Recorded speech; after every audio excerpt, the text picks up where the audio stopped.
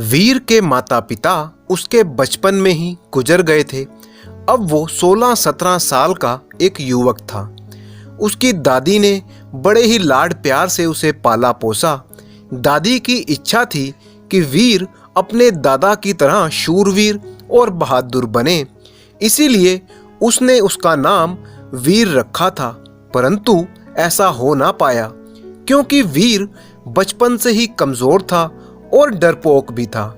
वो बिल्ली को देखकर डर के मारे चिल्ला उठता, चूहे को देखता तो भागकर घर के किसी कोने में छिप जाता, कोई मकड़ी दिखाई दे तो जोर जोर से रोने लगता। दादी उसे बड़े प्यार से खिलाती थी, पर वो सिलाई की तरह बिल्कुल पतला ही दिखता था। लगता था कि जोर से हवा चलने पर शायद वो उड़ ही जाएगा। जब वीर 25 साल का जवान हो गया, तब भी वो बिल्कुल पतला ही था। गांव के लोग उसका मजाक उड़ाते थे। तब वीर के एक दोस्त ने उसे सलाह दी कि तुम बड़ी बड़ी मूछें रख लो तो शायद तुम कुछ रौबदार दिखोगे, क्योंकि मूछों वाले मर्दों की शान अलग ही होती है। वीर को ये बात जच गई। उसने बड़ी बड़ी मूछें पाल लीं, पर ये क्या, दुबले पतले शरीर पर बड़ी बड़ी मूछें रखने से वो और भी ज़्यादा हंसी का पात्र बन गया। आते जाते लोग उसे देखकर उसका और उसकी मूछों का मजाक उड़ाने लगे।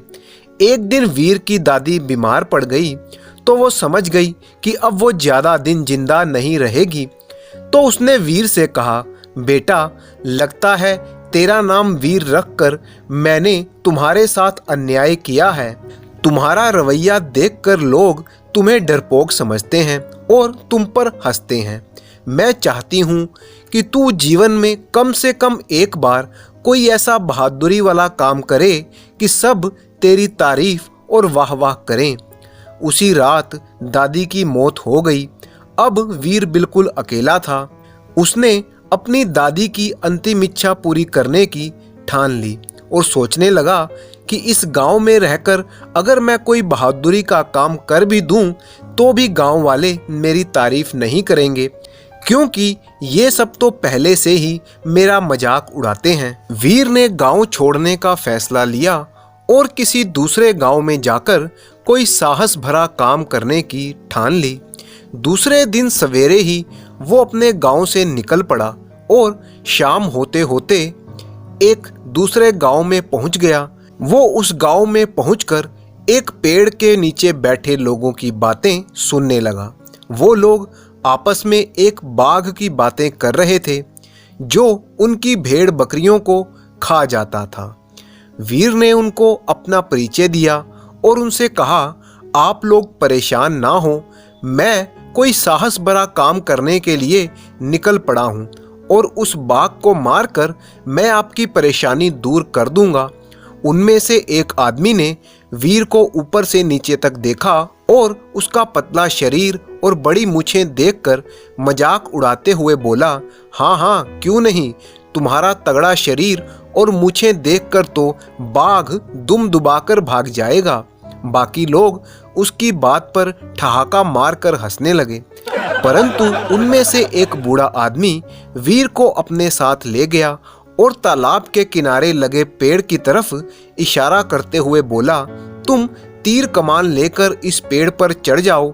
रात को जब बाघ यहाँ पानी पीने आएगा तो तुम उसे मार देना।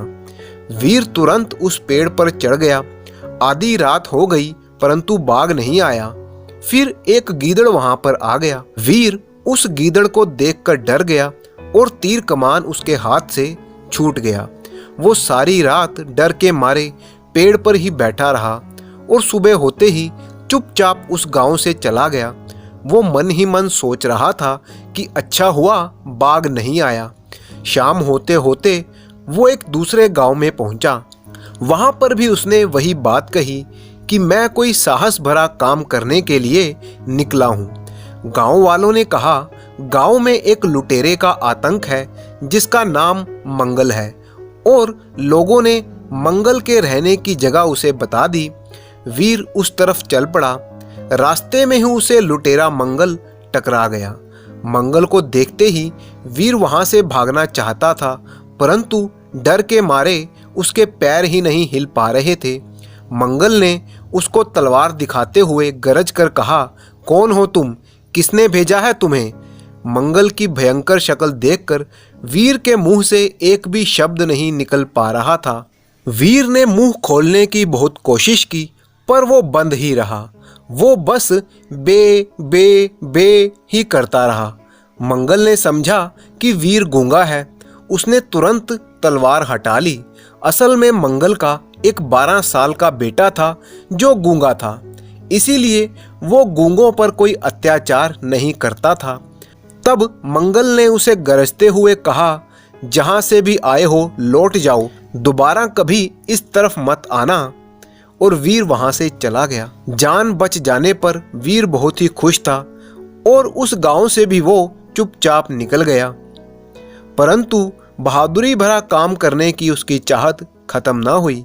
अब उसने मन ही मन में ये फैसला कर लिया कि जो भी हो, अब वो बहादुरी का काम करेगा तो पीछे नहीं हटेगा, चाहे जान चली जाए।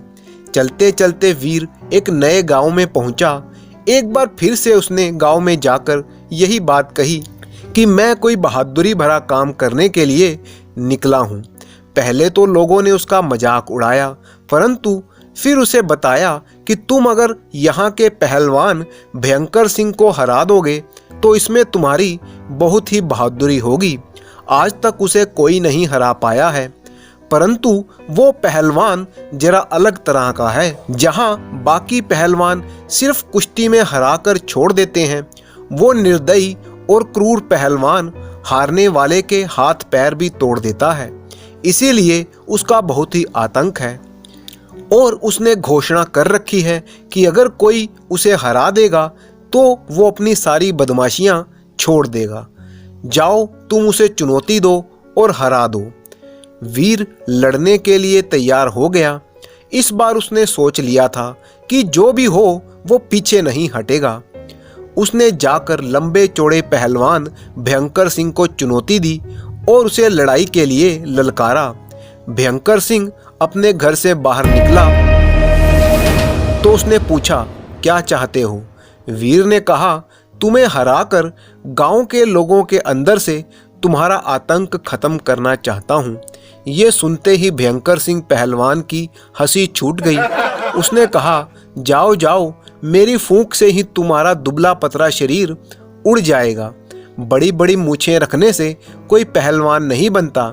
ये कहकर वो फिर से हंसने लगा। परंतु वीर तो आज ठान कर आया था कि या तो लड़ेगा या मरेगा। उसने फिर से भयंकर सिंह को चुनौती दी। इतने में आसपास के गांव के लोग भी इकट्ठे हो गए। अब अपनी इज्जत बचाने के लिए भयंकर सिंह लड़ने को तैयार हो गया, परंतु वीर को देख देख कर उसकी हंसी ही बंद नहीं हो पा रही थी। वो जैसे ही वीर को मारने के लिए दौड़ता, फिर उसकी हंसी छूट जाती। बहुत देर तक यही सिलसिला चलता रहा। वो वीर की तरफ मारने के लिए दौड़ता और फिर हंसता। हंसते हंसते वो लोटपोट होने लगा। नौबत यहाँ तक आ गई कि वीर को मारना तो दूर, वो उसे छू भी नहीं पाया और हंस हंस कर ही थक गया। वो थक कर जमीन पर लेट गया। तब वीर ने हिम्मत बटोर कर उसकी छाती पर अपना पैर रख दिया और पहलवान भयंकर सिंह ने हंसते हंसते ही अपनी हार स्वीकार कर ली। गांव के लोगों ने जब ये नज़ारा देखा तो वो बहुत ही खुश हुए और उन्होंने वीर का धन्यवाद किया, उसकी बहादुरी की प्रशंसा करने लगे। हारने के बाद जब भयंकर सिंह उठ खड़ा हुआ तो उसकी हंसी कुछ कम हुई, तो उसने वीर का धन्यवाद दिया और उसकी तारीफ भी की। भयंकर सिंह ने कहा, वीर, मैं हमेशा से ऐसा क्रूर और निर्दयी नहीं था, परंतु मेरे साथ कुछ ऐसी घटनाएं घटी जिससे मेरे अंदर सिर्फ गुस्सा और नफरत भर गई। आज तुम्हारी वजह से मैं कई सालों बाद खुलकर हंसा और मेरे अंदर का सारा गुस्सा और कड़वाहट खत्म हो गई। आज से मैं किसी भी गांव वाले को तंग नहीं करूंगा, बल्कि हंसते हंसते ही जिंदगी बिताऊंगा। सारे गांव वाले वीर की जय जयकार करने लगे। अब वीर खुश था कि उसने आखिरकार एक बहादुरी भरा काम करके अपनी दादी की अंतिम इच्छा पूरी कर दी।